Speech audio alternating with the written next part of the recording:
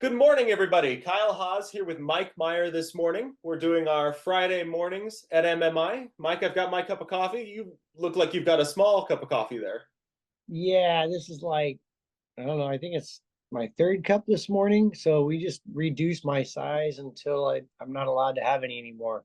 Well, if you Brienne refill, she tried to give me like a, like a peanut butter bar, because I like eating a lot. And I was like, man, if I have that peanut butter bar, there's like a bunch of sugar in it with this coffee. Woo! yeah, I don't know if that strategy works if you just keep refilling the cup of coffee, right? I'm gonna be all jacked up on Mountain Dew. Yeah. Well, that's good. Makes you work harder and faster, right? I don't think it just makes me like do little circles in the shot. I don't really do anything. I'm just like, I'm like, if I had a They tail, put a I'd be broom like in that your hand, dog. though, right? So you can start sweeping as you're going in circles. He's like the Roomba of the shop. Yeah, I'm the Bob. All right. Well, this morning, Mike, I thought for a topic, we'd cover some viewer questions and some other questions that we've seen at the shop here lately, just through the contact us profile. Um, so, how's that sound to you? Sure, blast away. Let's answer some of these questions. All right. I'm Yeah, going to pull I up mean, my list. because that is a big thing, right? I mean, like customers, it's funny. We here at the shop, we answer the same questions literally all the time. And but what the thing is, it's each person's experience is new to them because it's not like we have stacks and stacks and stacks of Mustangs in the backyard. Well, at least I don't. And and we haven't been going through this as individuals. And so even though maybe we're answering the questions, um, it's a new path for each person embarking upon it, you know. So a lot of these questions have their own little twist. They've been reading forums, they're getting like fragments of the answer, Mhm. and they're not really told the whole story because the dude that's writing the post on the forum or on Facebook or wherever, maybe they only did like a quarter of the thing to get them to understand the whole subject, kind of a thing, right? Sure. So then this other newbie goes, oh, so and so did this, and what do you think? But the newbie doesn't know the other guy hasn't gotten to the next crossroad yet. Mhm. Does that make sense, kind of? Yeah. Well, and I think along those lines too, you never really know someone's intent, right? So a path might be right for someone who's building a car that is a parade car, right? It makes sense. You need that part if your car is only going to be driven at 10 miles an hour twice a year. Is very different than the guy who wants to take it out and beat on it at an autocross, or who wants to take it on a hot rod tour of the country, right? Who's going to be behind Mm-hmm. the wheel 8 9 hours a day. You never realize people's intentions for what they're building, and it's kind of hard to decipher that going through forums and all that. It's And that's really how we design the site, right? The site, I get a lot of people who are wondering about parts and pieces, and really the product that we produce isn't because we decided that we can make the most money on this widget, so we're going to sell that widget. It's actually quite unintelligently the opposite.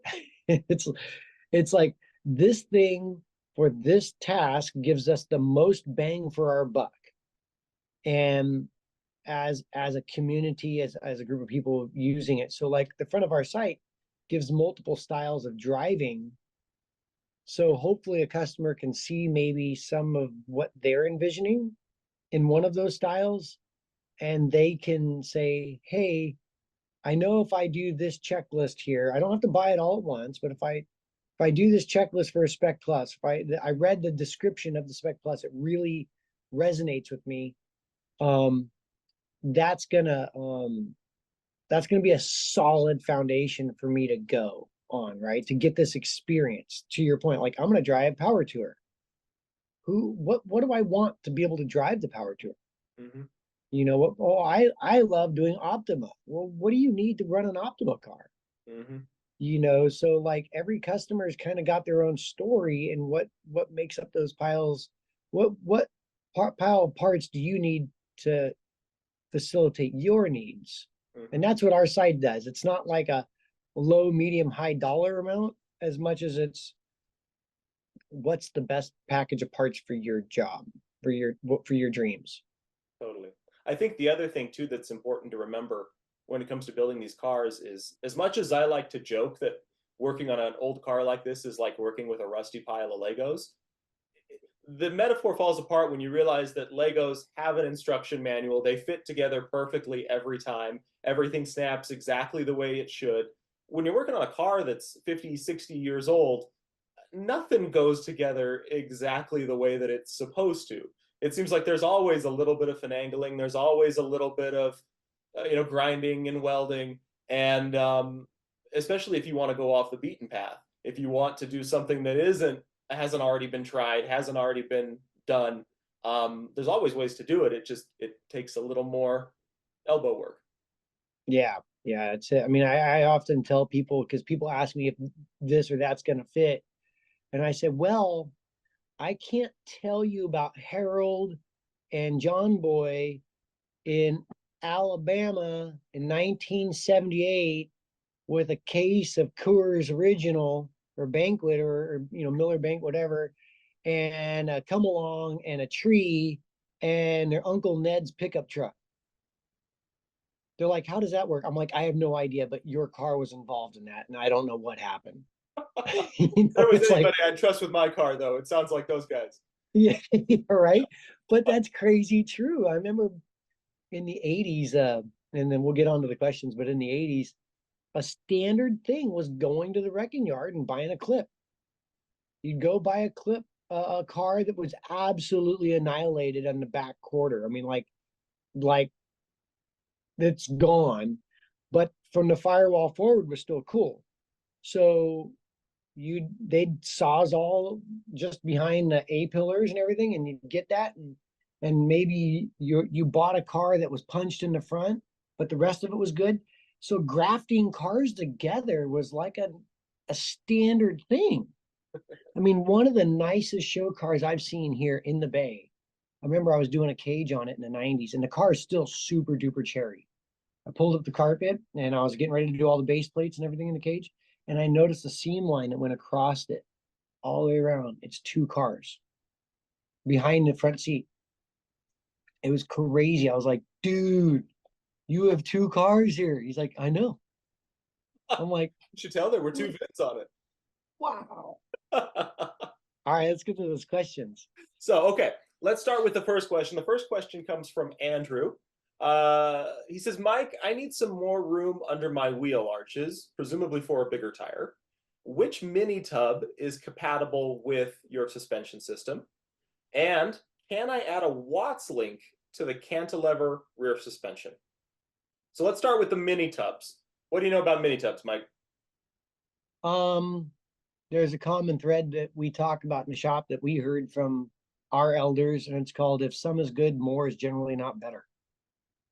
I mean, the mini tubs, I know that there's Mustangs to Fear, and I know that the Detroit Speed guys have their own tub, and then maybe not common knowledge, you have your own wheel well tub in your car that you can mini tub.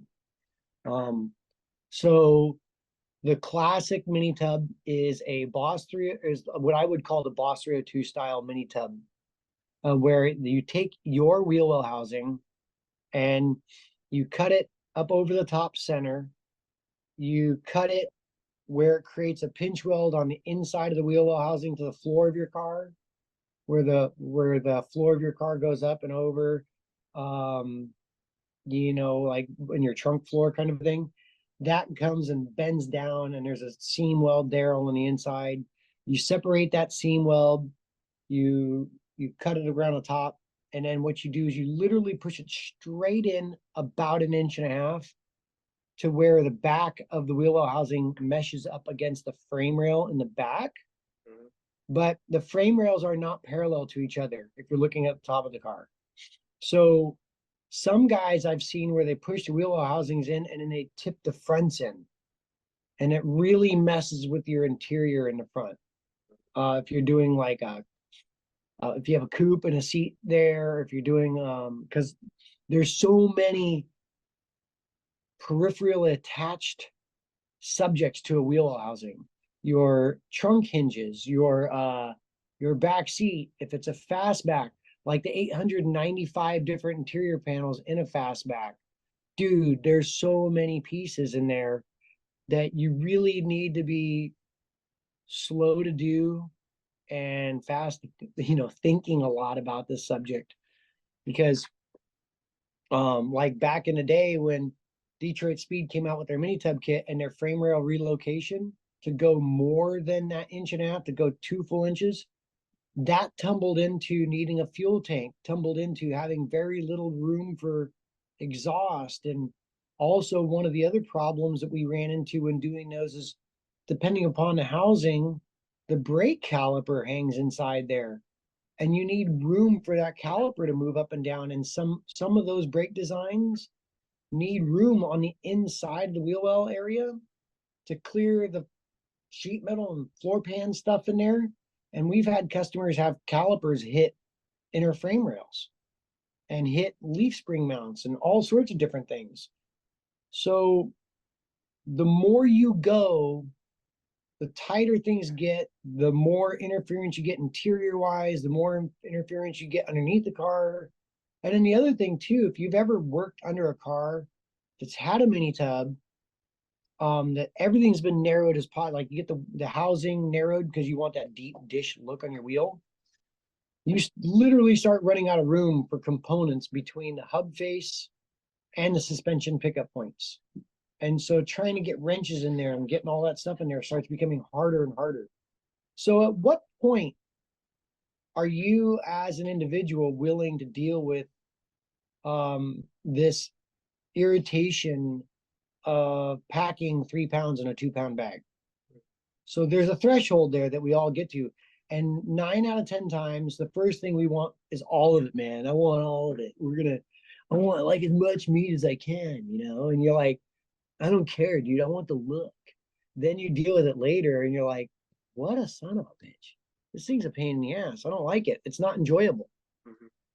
Whereas down the line, maybe you would have gone moderate and you would have had some mini tub, some, that good look, but the balance of being able to fit your parts in there, get tailpipes out, you're not having to reinvent the gas tank world, all these other things. The interior doesn't have to be, because initially too, on the interior, you think, oh, it's not a big deal.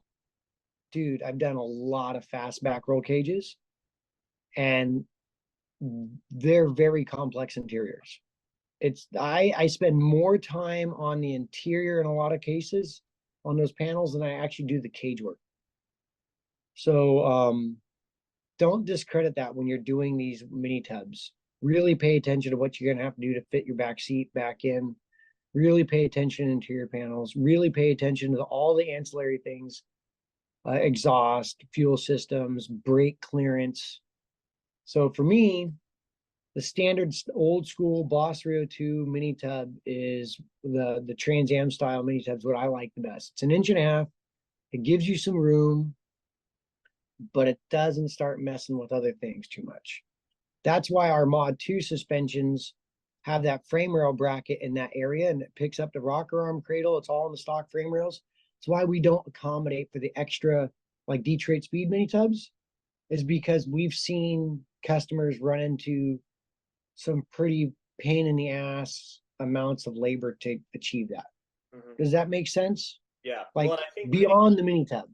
anytime you start talking mini tub and you're already in for quite a lot of surgery, I mean, you're talking floors, you're talking frame rail, you're talking all kinds of stuff, right? Like I You can could. speak for this. So I installed when I did my car, and my car is the white one on your guys' website. You know that. I don't know if viewers do. So I have a '66 coupe, and when the whole rear end was trashed, right? So I had to go in and replace wheel wells, quarter panels, the whole 9 yards. So while I was in there, it made sense to me to try and mini tub. I did more or less what you described, right? So I cut the floor out that was external of the frame rails and pushed that inner wheel well up to the frame rail, right? So that brought in, like you said, roughly an inch and a half, I think, towards the back, a little less towards the front, because you're right, your frame rails, they're not straight. They're kind of doing this, right? Yeah, Yeah. yeah, Um, yeah. uh-huh. And so you've got a little more room at the back than you would at the front. Um, then what I did was I left that outer wheel well housing attached to the quarter panel, and then did a strip of steel all the way to join those two inner and outer wheel well housings. Yep. Trouble with that, though, like you said, is at that point then I was modifying the rear seat mount attachment thing, that where the package tray is effectively. Um, Yep. I had to modify the trunk floors. I had to modify where the hinges for the trunk mount, because now you're bringing that in. So you got to cut the mounts for the hinge on the trunk Yep. and weld those up. It's not a little surgery that we're talking about. Now that it's done, it works really well. I was able to put a 315 under the rear, although my quarter panels did end up getting flared, I think another 2.5 to 3 inches to fit that much tire in there, and it still isn't super comfortable. I think I have to ride the car a little higher than I would like, just because Well, I run into that flare. and the flare too, that's an art unto itself to be able to get, because I did an 1.75 inch flare on my car. I just hammered it out, literally with a big ass hammer and a dolly, just beat the crap out of it. And I did the mini tub and I had 315s. Mhm. But I'd been involved in a lot of flares, since my dad did flares since the 60s. And so there's a lot of guys. I mean, just because you, as you know, doing a job one time, it kind of is like, dang, if I were to do this again, I would totally do it like this. Mhm. It's a thing. It it takes a while to get good at something, Yeah. and yeah. So I think a couple years back. I haven't done a mini tub in a long time. Um, um, and it was sorry, I did a mini tub on a Falcon of all things, and I added the strip down the middle, but it's kind of the same thing as a Mustang. It's kind of the same thing. And I remember when I did a mini tub about 12, 13 years ago, I charged the customer like 15 hours.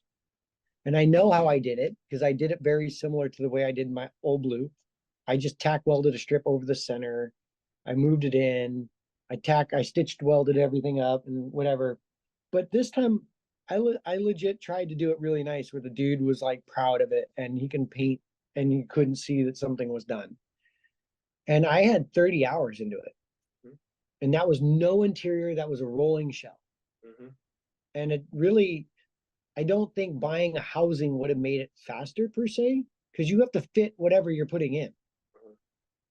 So, I mean, I'm sure getting something fresh. I like that. I have not used Mustang Zephyr. I've heard lots of good things. I don't know anything about it. Um, I've used the Detroit Speed tubs. I've not done the frame rail relocation because I don't like that personally. It impacts on too many other peripheral things. So that the I don't know. I think the DSE tub is cool. The stock tub is cool. It's just a lot, and you have to be prepared for it and really pay attention to all the other stuff. And then, so back to it, the second half of the question I think also was, can I put my Watts link with it?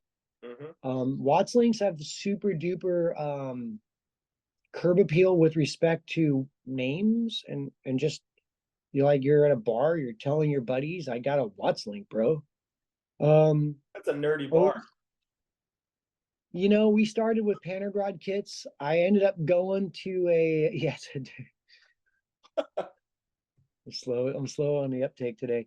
Um, but the you're hanging out, and I started with actually Wishbones, then panhard kits, then I went to Mumford links, then I went to Watts links, and I went to a Watts link because a couple of things, right? At the time, early like late 90s, Watts links were super duper fat in Trans Am. Um, The fastest car was a Tommy Bahama Mangusa by Huffaker. It had a Watts link mounted off the bottom of the diff, so it had a real low roll center, tons of side bite. And when we did our 3-link, our torque arm system, we couldn't mount the Watts link centered off the bottom of the diff because the torque arm was there. So we went to a back mounted Watts link, and I had a couple of cars that were like this. And there's a couple of things I'll make this story short as possible. Long story short, the first Mod 2 rears, which we called Extremes back in the day at the old shop, had Watts links. They came with Watts links. And then after a while, I started becoming kind of more aware that it wasn't necessarily a Watts link that was good or a panhard rod that was good. It was the amount of load redirection from the angle of the links. So if the links are doing this, the jacking whatever it is up. If the links are going like this, it's jacking whatever it is down. And if the links are half the length of another link, like a panhard rod's twice the length of a Watts link individual tube, the panhard rod will have half the jacking forces and load misalignment or redirection than a Watts link. So I was like, okay, so we have, but I really wasn't super hip to that at the moment. I just was focusing on the height of the roll center. Center of the Watts link is the roll center. The center of the panhard rod kit is the roll center. So I actually hooked up both of them to Old Blue. I had both systems on the car at one time. I would just disconnect the panhard rod, and I would have the Watts link where center of the diff, like everybody does it. And then I had the panhard rod down low, and I did a back-to-back for a couple of events where I'd try them back-to-back same day. I'd unhook one, put the other one on. And it was immediate how much more side bite I got with having the panhard rod down low than the Watts link in the back of the housing. You could tell letting the clutch out, making the first right turn at the autocross, cold tires, everything. It was like, it was that big of a deal. It wasn't like, oh, I think I felt it. And then as the years went on, the last, like, say 3 to 4 years, we got super involved in load redirection from the angles of links. And it turns out Watts links are really, really, really sensitive to, they're super sensitive to angle. So like if the chassis pickup point is, let's say like a lot of Watts links right now, you have the links mounted to the axle housing, and then like a chassis bracket holding the football in the middle, the pivot point. So if you go into a turn and the links are going from the football, from the center section to the axle, but let's just say it's not like legitimately perfect. It's like kind of sensitive like this. If the links are going from the football up to the axle, when you go into a turn, the chassis goes sideways against this link and it pushes the axle up, unloading the axle momentarily so the car gets free initially. The back of the car wants to slide. It gives a character of no grip or lack of grip or less grip initially. If you have the links going from the football down to the axle, when you turn in, the car won't want to turn. It will the chassis will go sideways, push the links down into the axle, thrusting the axle into the ground, and the car doesn't want to turn. And over the years, we started making the Watts links longer and longer and longer, the actual links themselves, because this problem, the better our cars got, became more and more of an issue. So like, you can feel in the back of Frank's car now, Frank's car has been pretty dialed, but you can feel in the back of Frank's car, I'd say 1/8 of an inch in one link. It's like, oh, I didn't really think I would feel that. And then I remember this with the yellow car back in days because it had a Watts link. And I do like Watts links, they're cool, but you have to be aware of it. You have to have really long links. You have to have it dialed, and it has to be flat off the bottom of the housing. The lower the roll center, the better. Always, always, always. I've done lots of testing on that too. I won't bore you on that one. but it absolutely is better to have the roll center off the bottom of the housing, not in the back of the housing. That's why you'll never see any of those off the back, because in all the USAC midget days we did, racing, circle track, we'd focus our lap times and all sorts of things. And I know people aren't racing these for the most part, but if you're going to give a customer a product and you're going to ask them to spend $600 on something or $800 on something, for me, why sell them a catchphrase that doesn't physically work as good as this thing over here? I don't really care if it's a Mumford link, if it's a Watts link, if it's a Wishbone. I'm spending $700. I'm spending $600. I want it to work as good as possible. Mhm. So yeah, you could put a Watts link on your setup, but chances are you're going to mount it off the back of the diff. You're going to have a reduction in side bite. You're going to have this jacking force because the links are half the length. And then you're also going to reduce a substantial amount of exhaust clearance getting out the back. I mean, other than that, they're rad. I Well, mean, I think your point there is why, right? So if you have a theory that you want to test with a Watts link, go for it, try it. But the reality is yeah, you've tested these things and you settled on a system that works, that yeah, when back nobody to told back me that. works. And nobody told me those things. Nobody in advance said, this is how a Watts link works. This is the jacking forces you'll experience, you know? I mean, nobody told me that. So I went through it all. I mean, the OG thing back Boss Row 2 days, like the Boss Row 2 Trans Am cars were the first ones to have like a Watts link off the back center of the housings. And in my dad's Trans Am car from 1979 had it, and we raced that. And so it wasn't like one or two tests.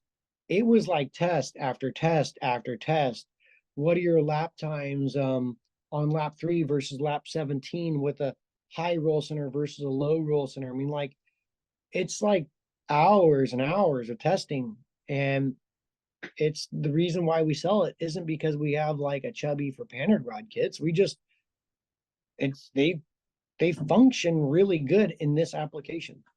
Well, and I think the reality is too for us simpletons in the room who aren't suspension engineers and designers, it's really easy to hear that you need something. Oh, my friend, I was at the bar sitting next to the guy and he said he's got a Watts link and that's what I have to have because A, it might be the most expensive or it might be the one that everybody tells you need. And so that's why you think you need it.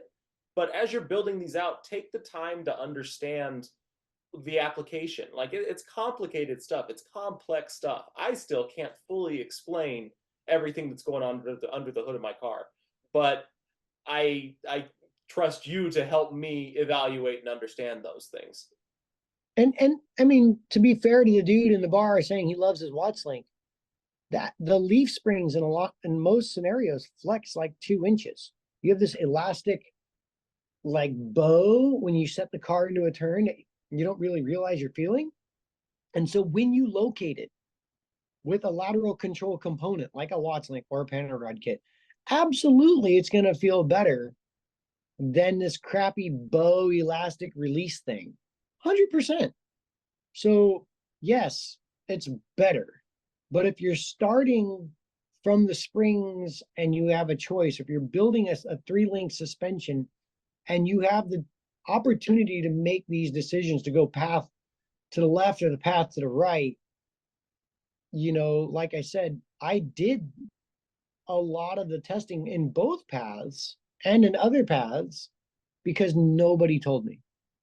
Nobody was there to say, this is the bonus of having a wishbone under your car. Or if you run a Mumford link and the lateral roll center or the roll center is below ground, well, maybe you actually at some point need the car to turn. You know, the roll center gets lower, the car gets tighter. And so, yeah, at some point tighter, it's still faster having the low roll center. But even on a street person is going to notice the side response. They're going to have a hue of grip that's different than the hue of grip of a center, a roll center located in the center. So there's all these little tiny messages getting sent to the seat of your pants that just make you feel warm and fuzzy more, or just feel warm and fuzzy, but what's the stack up of things that makes that? And that's just our experience. So if you want to put a Watts link in the back, that's your jam. I mean, if you like it, that's your jam. Cool. You can cut the brackets off with a cutoff wheel and weld some brackets on and do it.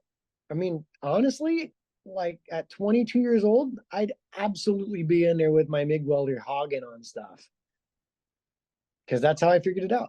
Yeah, So something to be said for that. So, Andrew, hope that helps. Jonathan has got a question. Jonathan writes in, torque boxes, yay or nay with subframe connectors? I think Jonathan's specific question had to do with replacing his rear torque boxes and whether or not these torque boxes were going to be necessary with subframe connectors. I'm not sure what he means by the rear torque boxes, but I'll turn that over to you. okay, so I'm gonna blast through this one. Front torque boxes. I know it's not what you said. 64 through 67. I know the 67s had a torque box on the right front, I think, not on the left front. Yep. Absolutely. Torque boxes, left front, right front, all the time, because the frame rails flex when you steer the car. The steering box has a lot of side load, and that torque box boxes that front frame rail. It really helps the feel of the steering, and it also is good security for frontal impact of things coming into your footwell.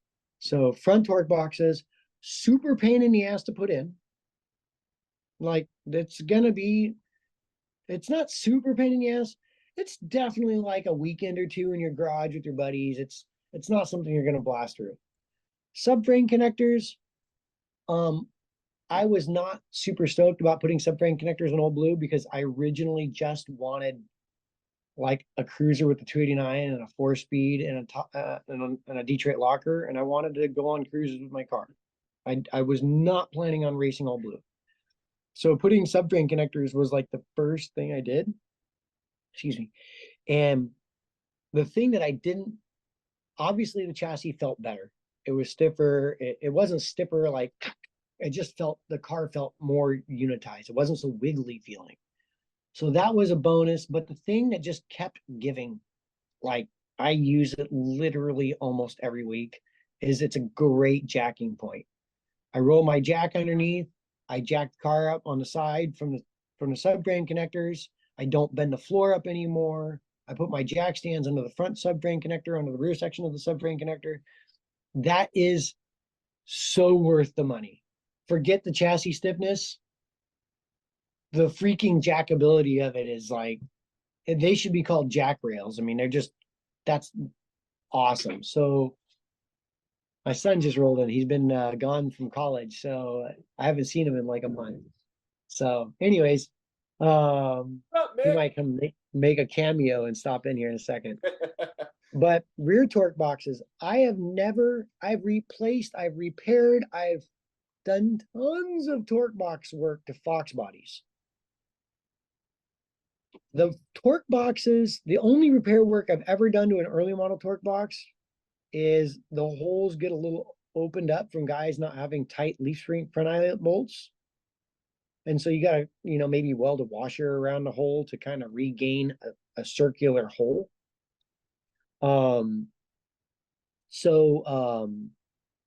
If you've got torque box issues in the back of your old school, absolutely repair them, absolutely keep them there. The torque boxes are what connect the frame rails front and back to your rocker panels, which are your frame rails.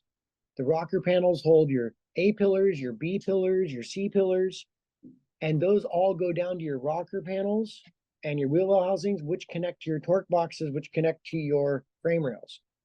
So torque boxes are tremendously important. Those are kind of like the heart and soul of your suspension.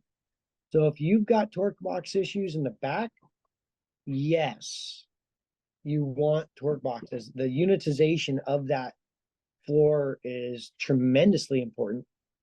So, and they're normally, the early model cars are actually really great. They're really strong in the torque box world, how they're used. Much better, I would say, than the late model cars. But the Mustangs, they did a good job. put them back in. Okay, great. Let's move along then. We had a phone call earlier this week, from what I understand. If I buy an X brace, will I have to modify my exhaust? Yeah, probably. I have no idea what your exhaust guy did. I mean, our X braces are shaped in a way to try to maximize exhaust clearance over the top of the X brace. I've had customers wonder about running the exhaust underneath the X brace, unless you're running like super swampers and some sort of king of the hammer setup. Yeah, you want the exhaust to go over the top of the X brace in the tunnel. There's plenty of room. You can run up to 3-inch exhaust. But for us to know how, you know, dude did your exhaust, we have no idea. We did not build it to any specific kit, but I have done personally a lot of exhaust systems, a lot of exhaust work, and having the exhaust go down the tunnel, out over the rear housing and out the back is important for a well-driving street car. So it's part of the puzzle. So whether or not your exhaust works, I don't know, dude. But yes, you should be able to run mufflers and exhaust with our X brace and rear suspension systems. Gotcha. But they would be custom. You're just like the exhaust that's probably on it already. It's a custom exhaust of some fashion. So yeah, you're gonna have to probably account for making that work with the system. Makes sense. All right, let's cook along. Another phone call we had. Let's talk a little bit about. Oh, there's Mini Mike right there. What's up, Mick? How you doing, man? I'm good, thanks. How about you? Doing pretty good. Just got back from Chico. Yeah, we're doing a coffee with MMI in the morning video right now. Nice. Where's my coffee? Well, you can go make one, but you'll be all jacked up too. Well, all jacked up on Mountain Dew. Wow, like father, like son. Right. All right, what's your next question? All right, next question. Let's talk power steering options for a second. There's been some conversation around rack and pinion versus electric versus the type of setup that we have. Why don't you walk us through kind of what your thoughts are on power steering today and how it fits kind of in your system and with Mustangs in general? So Brienne has been answering the phones a lot here lately, my wife, and she's hearing a lot too that she's hearing that customers are under the impression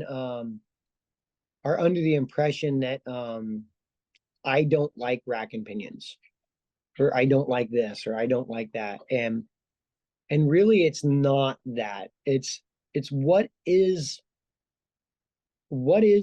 the combination that we're dealing with. So if a customer comes to me and they're like, I'm just cruising my car, I'm just a street guy, I want to go to the beach with my wife on the weekends, I'm building this car with my daughter, my son, chances are you're not building a Riddler car with your kid in your garage.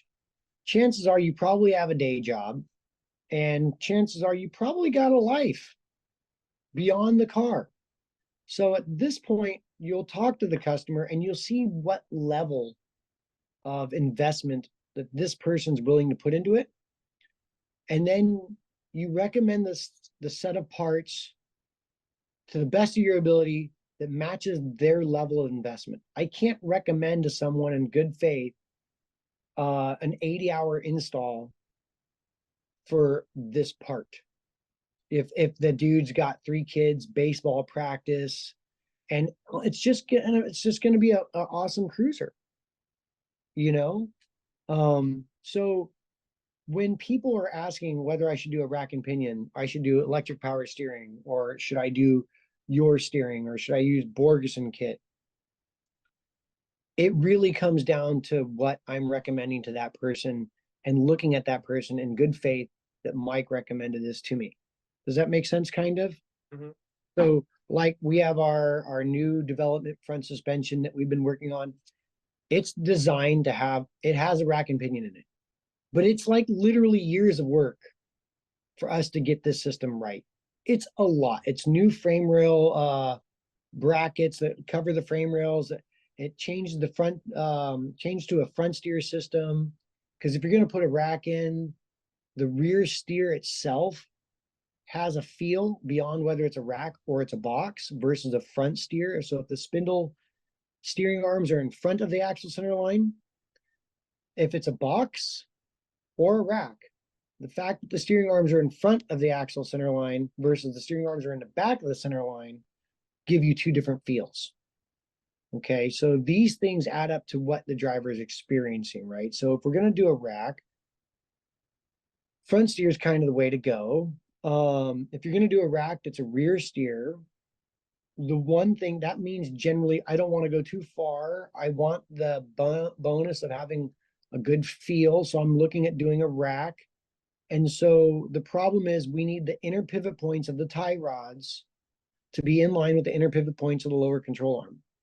And we can't really do that easily because in order to do that, the input of the rack inside of the inner tie rod has to be about 2.5 to 3 inches inboard of that inner tie rod, which puts that thing in your oil pan.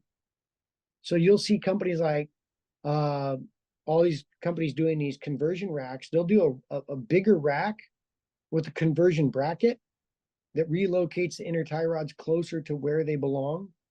But the conversion brackets have flex and all sorts of funky going on in a lot of them.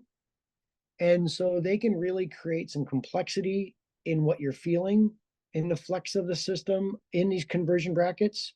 And I've done things like this in other cars of mine, trying to get a rack is, hey, let's face it, racks have a good on-center feel. But then when we started adding in these conversion brackets, it started creating problems. It started reducing our ability to turn the car in a parking lot in some scenarios. We really tried to come up with a rack and pinion, but in our mind, the amount that we had to do to get what we got wasn't worth the effort. The juice wasn't worth the squeeze, in our opinion. If I drove a car that had a really solid, for like a street guy, for someone cruising to Cars and Coffee, someone going hitting up an autocross here and again, someone going hitting up a track day here and again, someone who has a life that's not planning on reinventing something, but they want something solid. You get a really good power steering pump, you put a solid box in there, get really good bearings and components in your idler arm.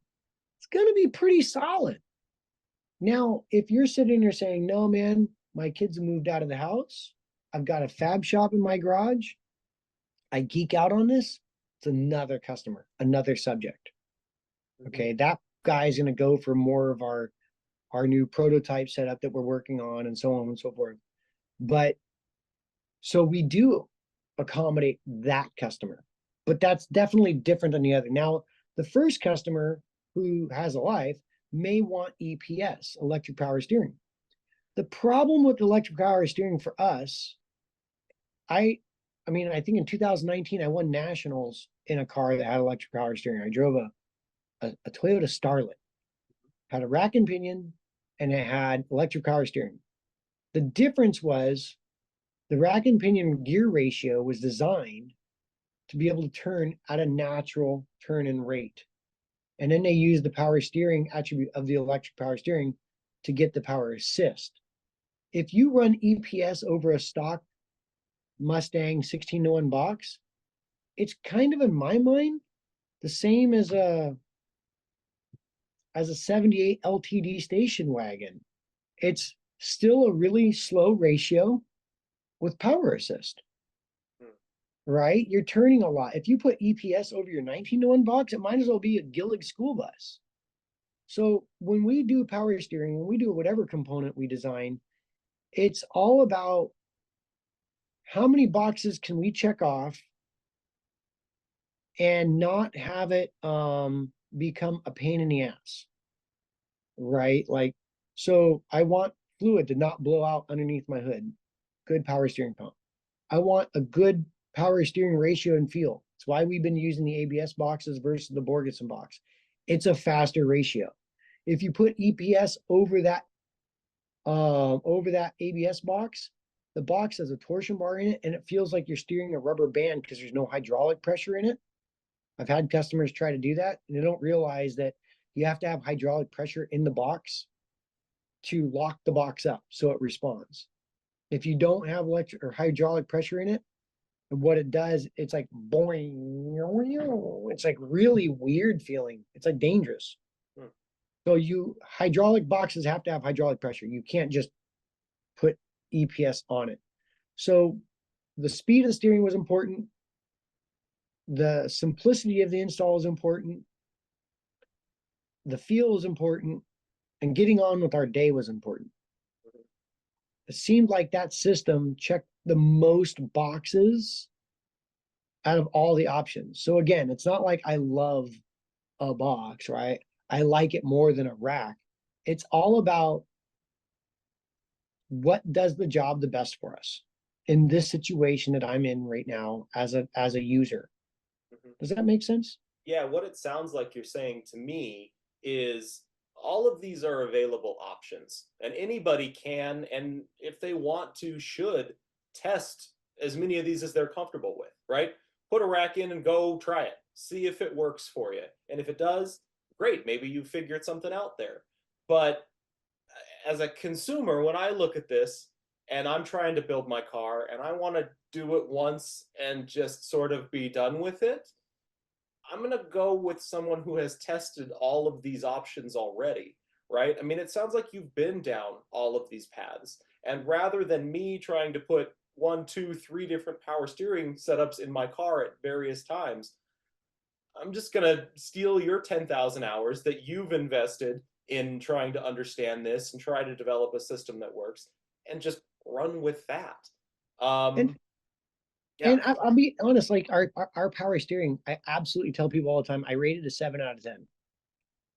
I'm not trying to blow smoke up someone's dress and say, hey, this is a 10 out of 10. It's going to be the best ever. It is if I were to rate the stock power steering system, like in great condition, great working order, I'd call it a 5 out of 10. Our 10 out of 10 right now is our brand new Mustang we're driving today. We just bought a 2023 Mustang. That's your data point, whether you want to think it is or not, because you're steering this car, your Prius, your Civic, your Ranger, whatever you're driving that's new today. I don't know, Rangers are old now, I guess. But anyways, that's what we're using as a datum point. And so, yeah, if you don't have torque boxes in your 65 Mustang and your frame rail's flexing, whether you have a rack or a box or EPS, your frame rail's flexing every time you turn the steering wheel. That's going to be part of the stack up. That's going to be part of the experience, right? You don't want to put a 17-inch wheel on your car. You have a 14 and you love it. Yeah, that's going to play into the feel. Mhm. So we can't modify those feelings. It's a rear steer versus a front steer system. That plays into the feel. So I would rate ours a 7 out of 10. It's better in a number of attributes than the stock system. It doesn't take away, if you will. You still can turn, you can still replace parts on the bottom. It's still a box. You don't have to make all new mounting brackets. You don't have conversion brackets to get this to fit and that to fit. Da, da, da, da. It's a solid system that works really well. That's an upgrade. And lots of people who buy our power steering systems go, oh man, my car is like really rad. And absolutely, power steering over manual all day long. Mhm. You know, you just want to make your car easy to drive. Mhm. That doesn't mean light and like free. It means I look over there, I want to go there. The car steps out a little bit, I want to be able to catch it. Mhm. That's what we're talking about. So that's my feeling on racks versus EPS versus our stuff in a quick, fast nutshell. Love it. Okay, let's keep going then. So we've seen a couple questions that have come in. Does your stuff fit my stuff? Does your stuff fit with my thing that I bought 10 years ago that is taking up all the room in my engine bay? Does your stuff fit with whatever it is I've got going on? Give me your thoughts on that one. No idea. I mean, you don't have a database with all these parts in it? Dude, I mean, you can have ideas. Like I get a lot of questions like, does your panhard rod kit and leaf springs work with my Caltrax? That's like a big one. It's like, yeah, the front of our leaf springs are thick because we don't do Caltrax. The front half of the leaf springs are and in fact, a traction bar. I'm not a drag racer. I can't deny the fact that I see guys lifting wheels using Caltrax.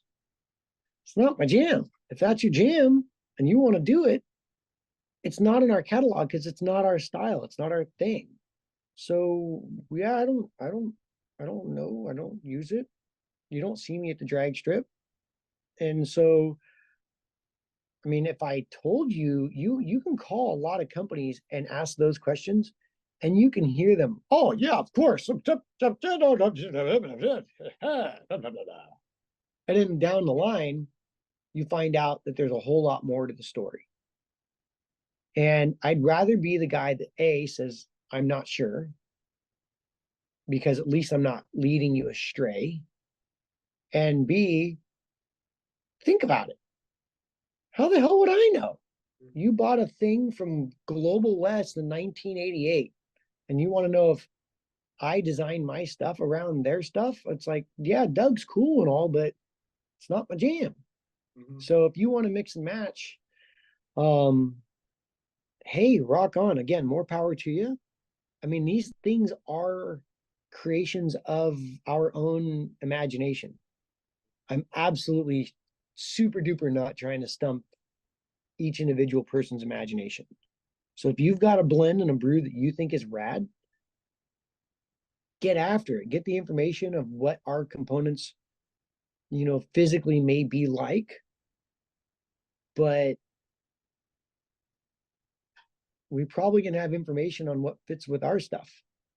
Well, the reality is that's the foundation of hot rodding, right? I mean, hot rodding was, we're going to try and make this work with this. We're going to try and get that plugged in over here, and we're going to, work around this, and we're going to deal with problems as they come up. I can't imagine there were many hot rodders back in the 50s, 60s, and 70s that were calling in asking if this is going to fit with this specific thing.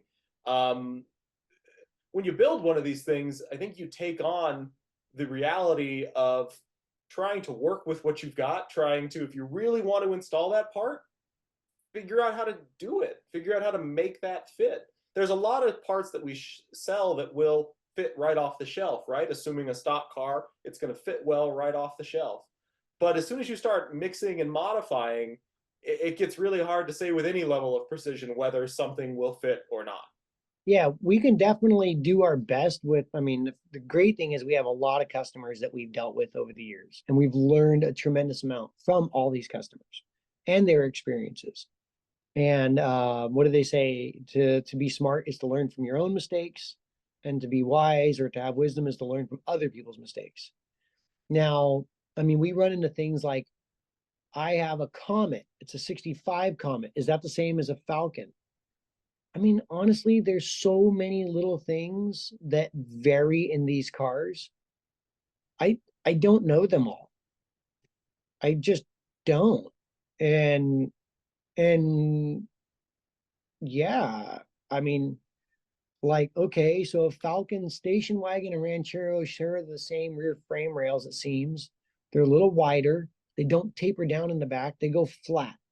How do we know? Well, we sold a dude stuff that, well, we didn't know if it would fit or not. And we told him. And he comes back and goes, this doesn't fit. And we're like, yeah, we didn't know. And so, you got to go through and be as forthright as possible, like, and say, we've experienced these things, but at some point we take ownership of our hot rodding. And for us to say not to hot rod your car, and using that term in that regard, would kind of be sacrilegious to who we are. Absolutely hot rod your car. Absolutely mix and match. Do your research. Try your best, and you might come up with the next rad combination. There was some old fart watching me do all the Wattslink and panhard rod swaps and all this stuff, and he already knew it. But I was reinventing the wheel yet again. Maybe I didn't ask the right questions, so we're bound to repeat ourselves, right? Mm-hmm, mm-hmm. And so that question actually leads into the next one that you touched on just a little bit there, was, does your stuff fit some of these tangent brands, right? So Falcon, Fairlane, Comet, some of these cars we have listed on the website, and we have specific parts for them. But some of the other ones we've gotten questions about, Comet, Fairlane, will this part work on that platform? I don't know. I mean, there's like 5 chassis, I think, in 63 for Falcon. Like, I think like legit 5 different chassis. There's the post car, there's the no post car, there's the Ranchero, there's the station wagon. There's the that's 4. There's a 2-door, a 4-door. I think there's like a sports roof version from Europe. And then there's the Ranchero, and there's um the wagon, and I think there was something else just in the 63. I don't know. I mean, like I I lived through like the customers in some regards, and so there's like a lot of things that we've seen, and at some point, like I had one guy who has a 64 Comet, and he got our subframe connectors, and they didn't fit, which fit a 64 Falcon, and they needed to be custom. I got a guy buy our subframe connectors for his Ranchero, and the rear was different and the front was different. It was a 63 Ranchero versus a 63 sedan, and his Ranchero actually had full subframes on it from Ford. So I thought he was crazy. I drove 2 hours away, went and looked at the car on a rotisserie myself, and sure as heck, they were factory Ford full subframe sheet metal brackets that went all the way back. Huh. Yeah, right. So I'm getting to a point now in my life to be able to say, look, dude, Ford had thousands of employees doing lots of different variations in that time. That time was super duper crazy because Ford wanted to be in all sorts of different venues around the world. They had their total performance thing. Every market had its own custom something going on. The amount of custom every 2 years. That's why you see so many Chevy modifications and so few Ford. Because Chevy had like a platform that was pretty standard for everything. It seemed like they had like the mid-sized car, the smaller car, and that was kind of it. Where Ford had the Fairlane, the Rancheros, the station wagons, everything on these unibodies. And there's so many variations of them. And like, so Fairlane got 67 suspension in the front before the 67 Mustang did. But they had upper torque box kind of things around their upper aprons that Mustangs never got. You know, you start looking at all these things, and then you realize, well, Fairlane had all this really rad stuff because, well, they were in NASCAR kind of before Trans Am really became a thing. So the Fairlanes were getting earlier technology and more technology before Mustangs were. So they had a longer leaf spring, which gave a more linear rate. They had better front geometry. You don't have to do the Shelby drop on a Fairlane, whereas a Mustang you kind of do. Like the Mustang was kind of a holdover of the Falcon-ish, not really, kind of. Had the same crappy front geometry-ish. But the Fairlane got all the new stuff because it was a NASCAR. It had the tapered back glass, much more aerodynamic. You know, so there was so much variation. Lord knows, dude. Yeah. You can't call Mike Meyer up expecting me to know all the variations of everything. There's a limit, man. Well, and I think the hard part too is for some of these smaller brands, they may not have alternatives, right? There may not be a manufacturer out there that's cranking out, subframe connectors specifically for a Comet, right? And so in circumstances like that, it sounds like your stuff might kind of get you in the ballpark ish, right? I It mean, depends, yeah. yeah, anything will fit with enough time, effort, money, and welding, right? So try it, see if it'll work for you, because maybe with a little bit of tweaks and a little bit of customization, you might get there. But it's really hard for us to say one way or the other that it's going to fit. Yeah, and we have pretty good ideas. We do have pretty good ideas. Like, we're not that far out in the bushes, but we can sit there and say, look, we do now know that car has parallel rails in the back. You're gonna have to probably trim this and trim this. It doesn't mean we have a part for you exactly, but we sure got you a whole lot closer than if you didn't. You know what I'm saying? Than if you were to start to make this from scratch unto yourself.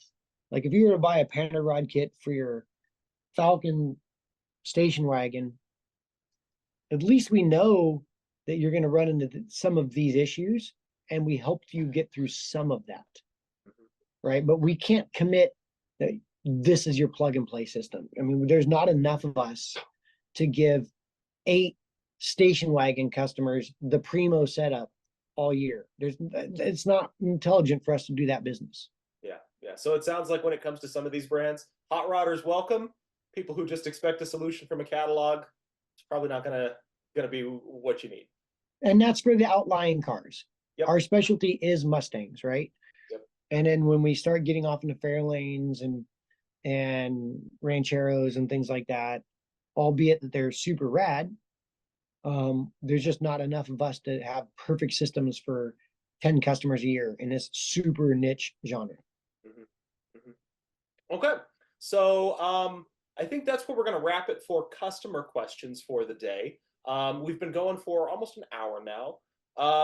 Before we wrap it up, Mike, why don't you tell me kind of what you're up to this weekend? How have things been going with Old Blue? Old Blue's been rad, dude. It's an absolute bucket of bolts right now. I mean, like, the car got put away for 5 years. It got picked over. It was used hard before that. And when it was being used hard, it had a NASCAR motor in it. So you didn't hear anything when you drove it down the road. It was all NASCAR motor. So like now that I have like a 302 in it and you cruise down the road, what a bucket of bolts. Like I didn't know the fender was loose on the right side. It was like I didn't realize that, the back seat squeaked. It's like all these little random tidbits, you're kind of like, man, I forgot about the grill on the dash. That thing vibrates on the freeway. It's like, I forgot it. I remember that back in the day, but kind of forgot, right? So I find myself driving down the road, like holding the glove box, like, is that the noise? Is that the noise up there? But mechanically speaking, we blew up a transmission in it.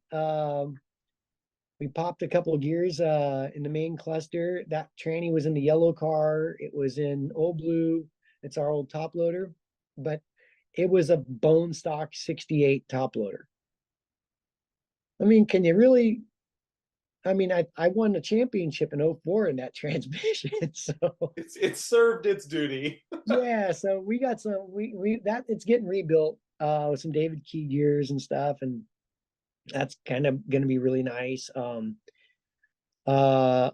still absolutely stoked about the BLP carburetor. I asked to make power, I asked for response, and for what that little 302 is, it's done that and everything more. I think if I wanted to make it a mileage carburetor, I'd want to call them up and get some tunes and tweaks because I absolutely lost mileage putting the carburetor on, but I really don't care. But I think if I were to start driving the car a lot more, I'd probably call them up and say, "What's my jet kit for mileage?" That's cool that it's got that flexibility and that they're willing. Oh, dude, yeah. They send it with a jet kit. It's like a key ring chain, and it's like a little Christmas tree of jets. And the jets are beautiful. They're all flowed and tapered. I mean, so I'm still just like literally the car will be off for a week, no choke, just sitting there, and you just hit the button, the thing goes boom, and Dylan in the back goes, dude. You just hear him go, dude. It just boom, just starts right up. The carburetor is pretty rad. So I'm super stoked about that. We actually won the Larry Park Memorial on Saturday. The Larry Park Autocross from AES is normally a bigger course. And so I was super stoked. I mean, we got a fresh set of Falcons. The car hasn't had fresh tires in years. That was the first set of fresh tires it's had in 5 years. And so dope. I mean, to be able to have that little car, we're starting to dial in shocks. We went and did Good Guys. Mickey drove it at Good Guys. Um, I don't know. It's like what we wanted. Put the car together. When we popped transmission, I had a spare top loader. I think you can buy them still for like $800. I got one and I threw it inside and we went to Good Guys. And this one actually feels better than the last top loader. So this weekend is American Autocross. We changed the spring package from Good Guys to American Autocross. We do a little different spring package. We do a little different control arm geometry in the front. So we changed some angles, reset the shocks. I'm excited. I'm gonna go get some 92 fuel, Yeah. fill it up and go drive. Well, I've seen a couple of your social posts, and I saw Mick whipping it around that Good Guys route the other day. That was pretty cool to see. Yeah, no, it was kind of fun, dude. It was definitely cool. It was fun watching. We ended up head to head in the shootout against each other at the end. Did you really? Okay. Yeah, I was like, oh man. You know, And did you I put didn't Junior in his place, or did he best the master? no, I got him. I got him. Still got But it. he did good. He did good. I think he doesn't realize the good that he did. When you're in that situation, when you're off pace, you're just not there yet. The car is not there yet. It's not like we have a setup, with that motor, that everything for that surface just yet. It was the first time in years that car's been out since 19. Um, I've been in that position he's been in where you're in a slower system for the day, and to win or to move up the ranks in a shootout like that, you got to put like a 95% lap in. You can't go 100% because you're probably going to clip a cone because you're really trying. The other thing is if you put 95% in, it puts enough heat on the dude ahead of you, maybe the faster guy, that he can't sandbag too much just to get through the course. And when you sandbag, when you're working through the ranks, if you have a faster car, your timing's off. So you've been running at 10/10s all weekend, and then you kind of got to back off a little bit to keep your tires cool for the next round. And so your timing's off, so you're more apt to hit a cone. So as someone on kind of on your heels, you need to put enough heat on that dude to where you're hoping that they have to run hard enough to be on the edge a little bit, but they're trying to go slow enough that they might hit a cone. And if they hit one cone, then you're in like Flint. So you can't give up, even if you're, a second off the pace. You know what I'm saying? Yeah. Because Yeah. you absolutely have a shot. Strategy, man. Yeah. What are you doing? I heard you're racing this weekend. I am. We're getting out. Colorado, the season's kind of kicking back up here. We do a little bit more in the fall. I think we've got maybe 2 or 3 more autocross events before the winter season starts. So we're heading out to Colorado Air and Spaceport tomorrow. Rain is in the forecast, which is going to be interesting. You and I kind of talked through some tweaks and some changes that we might make if it starts raining. Fingers crossed, though, we're gonna stay dry. We're working 1 and running 2, so the rain might be more of a reality for us. Yeah, doesn't rain hit up there around 11, 10:30, 11? It depends, and we're pretty far out east. This is out by DIA, and so it'll depend kind of where the rain's coming from. So we'll see. It'll be fun. It'll be a fun day. I haven't driven or raced the car, I guess, in golly, a couple months now.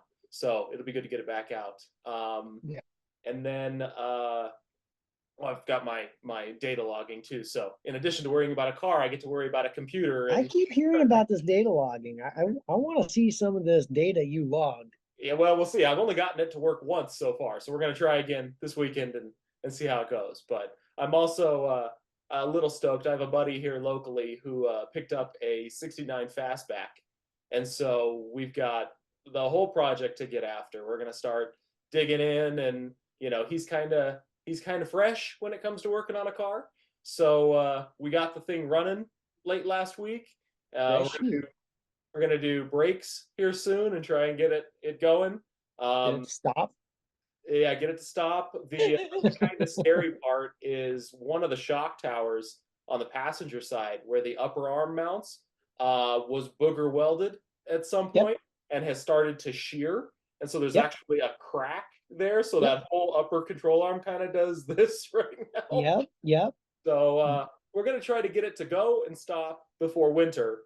And then when winter hits, we're going to pull the fenders and cut all that out and replace it. Yeah, that Boss 302, there's a diagonal gusset that they talk about under the upper control arm. Okay. It's really helpful for that. Okay. So then in the Boss 302 chassis modifications book, it's got like, once I started seeing some of those failures, I was like, oh, because I've actually seen the upper arm completely, the trailing bolt of the upper arm is under a lot of tension. The arm wants to shift forwards under braking. So I've seen him actually pull the bolt and the tower and completely implode the back of the tower. Whoa. Yeah, I was like, and it happens mainly on like 69s and 70s. I don't see it on the 65s. I don't see it on the 67s as much. Okay. But the 69s and 70s, for some reason, they really like doing it. Interesting. Interesting. I didn't know it was a common problem. So sounds like we've got something to do. That's why there is those modifications in the chassis modifications book. Well, some light reading for the weekend then. Yep. Well, rad, dude. Well, super stoked. I hope this helps out the customers. People like gain some perspective, and I hope you guys learn something. I don't know. For sure. For sure. And guys, if you have questions, please drop them in the notes below. Send us an email, call and leave a message. Like I said, some of these questions, as you can tell, take a little while to explain. And unfortunately, you guys are working so hard over at the shop that you don't always have the time to put down the welder and explain things for 30, 45 minutes with a customer as much as you'd like to. What's great about these videos is it gives us a place to do that. So if you have questions, you're probably not the only one. Please drop us an email, drop us a comment, and we're going to try and do these videos with customer questions specifically more often, just so that we can try and answer some of the questions that you guys have. It's a deal. Like if you just tell a customer, don't do this, do that. And then their buddy says like 3 more words. And then his buddy says like 4 more words. It's like you get latched on to this thing. So it's really hard to answer a question super fast when you're dealing with all these variables. Mm-hmm. So yeah, I mean, please ask questions. Please do what Kyle's saying here. And even if you feel like, you know, it's like a knucklehead question, it kind of isn't. You know, we're not here trying to just sell ice cubes to Eskimos, you know. Mm-hmm. For sure. For sure. Well, guys, thank you for spending the time with us this morning. Mike, appreciate your time as always. Good luck this weekend. I hope you guys you too out there. And hell yeah, you too. Yeah, all right. We'll catch you guys here again in a couple weeks. All right, see ya. All right. Thanks, everybody.